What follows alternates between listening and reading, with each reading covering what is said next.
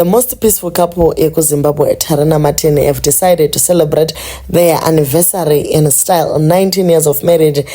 Martin but better atengere baby rake big beige Benz Naika. Hiwa guys, welcome back to the channel. Please don't forget to like and subscribe. Tirikuti makoro koto 19 years vanhu vari married guys ka zvinhu zvinodadisa. Anyora mukomana akati, this is just a small token of appreciation. You were patient with me throughout our journey. I love you, my Tanaka. Happy 19th year anniversary, my love.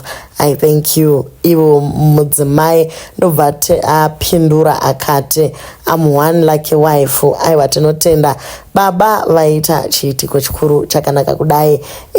Besides ma congratulations ari kubuda netizens, pane vamwe vane muonero wavo vati ivo mota yenyu inotidhurei, madii mapedzisa kuvaka kuZimbabwe kwamakasiya makaturikidzanisa zvidhina. Guys, senyika tikadzidza kusava bita nezvimwe zvinoitwa nevamwe vana, I think itogona kubatsirika.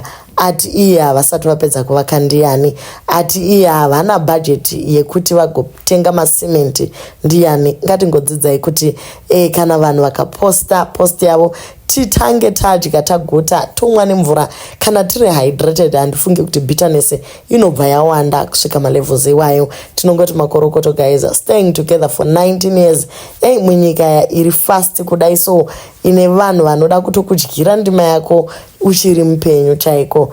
Izvinhu zvakaoma, but tinongoti yes, for working together and for staying together, for raising your kids together and for being in love. Tinongotenda you are such a good example kune ma content creators makapu madiki uye ruzhinji rweZimbabwe munoita zvinhu zviri clean content, hapana yekurwa kana kupindurana zvisiri izvo.